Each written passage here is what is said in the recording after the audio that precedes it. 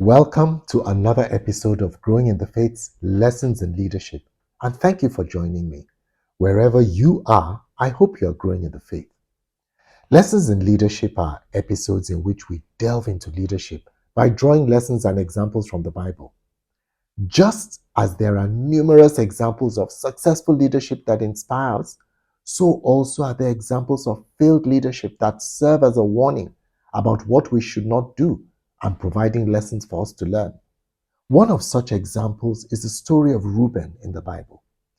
Now, this isn't a much talked about story, perhaps because it's not about someone traditionally considered to be a major Bible figure, but it's worth telling because it helps us understand why leadership fails. Told within the story of Joseph, we learn that Reuben was Jacob's firstborn child and first son, and therefore Joseph's eldest brother. His mother was Leah, Joseph's aunt, his mother Rachel's older sister, who Jacob, their father, had been deceived into marrying first before Rachel. So Joseph and Reuben were half-brothers, being of the same father but different mothers, and also first cousins since they were both children of two sisters. All this shows the intricacy of their relationship as they were doubly related, as it were. When Joseph's brothers came up with the initial scheme to kill him, it was Reuben who suggested that instead of killing him, he should be placed in a pit, thinking this would give him the opportunity to rescue Joseph and return him to their father. I read, "But when Reuben heard of their scheme, he came to Joseph's rescue. 'Let's not kill him,' he said. 'Why should we shed any blood? Let's just throw him into this empty cistern here in the wilderness. Then he'll die without our laying a hand on him.'" Reuben was secretly planning to rescue Joseph and return him to his father. At this stage, Reuben was appearing to act the role of the big brother among his brothers, but he was only partially looking out for Joseph. This was the first point of Reuben's failure, agreeing with the others to do something harmful to another brother. Yes, he said they shouldn't kill him, but what about abandoning him in a pit? Is that what an eldest brother should conspire with his siblings to do? After all, he didn't tell the others outright to stop what they wanted to do. He only proposed a less harmful suggestion. His brothers on this occasion heeded to what he said, but Reuben left them and came back to find that Joseph was no longer in the pit, as had been agreed, and had been sold by all the other brothers. Yes, sold. It appears he wasn't aware of the decision to sell Joseph because he was surprised to find out Joseph was no longer in the pit in which he had been placed, and cried out to his brothers that the boy isn't there. Where can I turn now? But his conspiring with his brothers to place Joseph in a pit in the first place had already seriously undermined his leadership. So no surprises that Joseph was sold without him being told. Once he agreed to do the unthinkable with them, he effectively ceased to be the leader. Reuben's ineffectiveness in the brothers' treatment of Joseph underscores the importance of leadership in any context, living up to its role. Though he was the firstborn and as such in a God-given position of leadership, Reuben was sadly already a failed leader. There are incidents that are proof of the failure of Reuben's leadership in his family. Joseph had been sold into slavery, but through divine providence became number 2 to Egypt's ruler. So when Jacob, their father, was persuaded to send Benjamin, Joseph's younger full brother, to Egypt with his brothers on Joseph's instruction, Reuben tried to assuage Jacob's fears about sending Benjamin by offering that his own 2 sons should be killed if he didn't return with Benjamin. Jacob rejected the offer, telling Reuben, "My son will not go down with you." But guess what? Judah, Reuben's younger brother, offered to stand as surety for taking Benjamin with them. Then Jacob relented and agreed to release his youngest son. This was a further sign of Reuben's failed leadership as the firstborn and first son, when his pledge was no longer accepted by his father. Clearly, Reuben's word, if it once ever carried any weight with his father, now no longer did.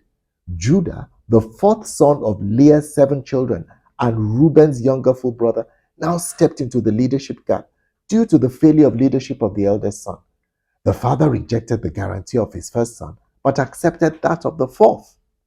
Maybe it was the reported death of Jacob's favorite son, Joseph, even though it wasn't true, that indicted Reuben in their father's eyes?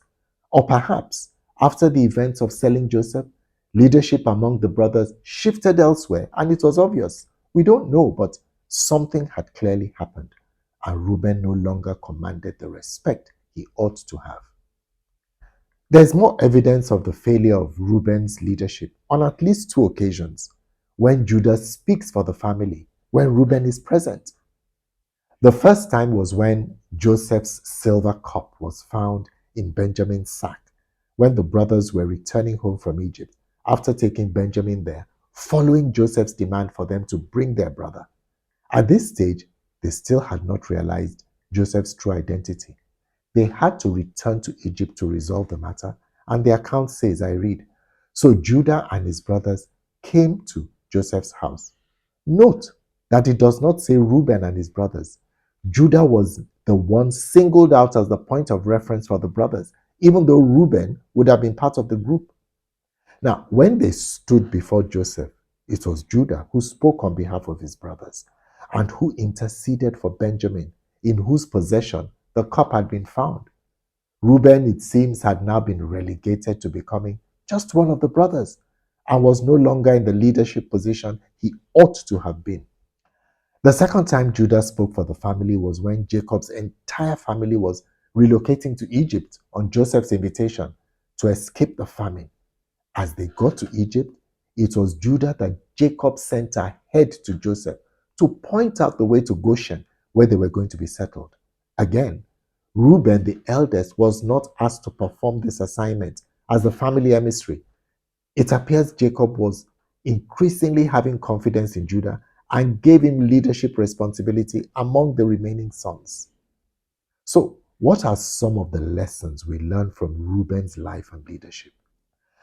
Being the eldest son, Reuben had what is called positional leadership. This is leadership that is the result of a position one has or occupies. Examples of positional leadership include the hierarchy of birth that gives someone precedence, like Reuben had as firstborn, or when you have an appointment to a position of leadership in an organization.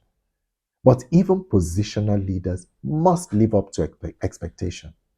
If I have positional leadership, by virtue of where God has placed me in a family hierarchy or an appointment to a leadership position, then I must, through my conduct and competence, prove my fitness for the position. If I don't, then I risk losing the leadership position, like Reuben effectively did, because those in leadership positions must be able to prove they have the character and capacity to stand in the positions they occupy. Where leadership doesn't live up to the requirements of the position, it not only undermines its effectiveness, but the person in the leadership position risks being cast aside, like Reuben was replaced by Judah. But it even got worse for Reuben. Something he did made him eventually lose his birthright as his father's eldest. He slept with his father's concubine, the mother of two of his half-brothers. This arrogant act is recorded in Genesis chapter 35:22, and was made worse by the fact that Jacob, his father, was so very much alive. Reuben, though he was the firstborn, was not in a position to claim his father's concubine. After all, his father wasn't yet dead. A man of character would respect the boundaries and know that certain things are off limits. But this wasn't Reuben.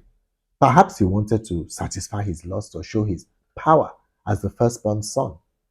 At the end of Jacob's life, this is what he said: Reuben, you are my firstborn, my strength, the child of my vigorous youth.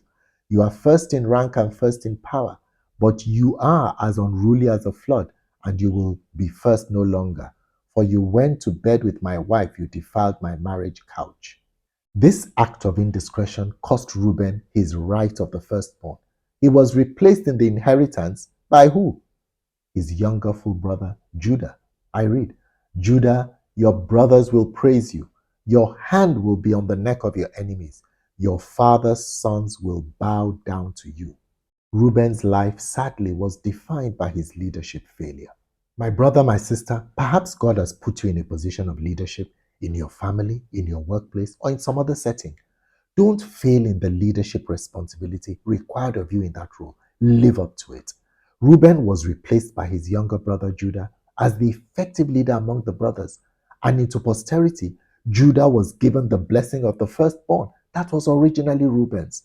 Of all Jacob's sons, Judah is the only one mentioned in the genealogy of Jesus as an ancestor of Christ.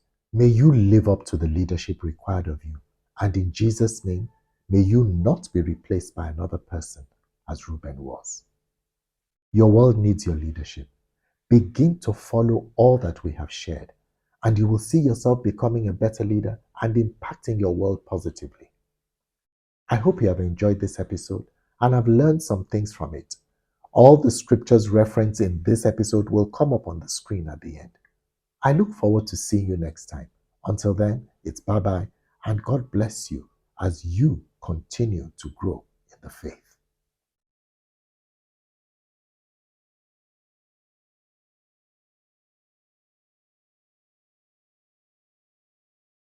Please don't forget to like, share, subscribe, and turn on your post notifications. Thank you.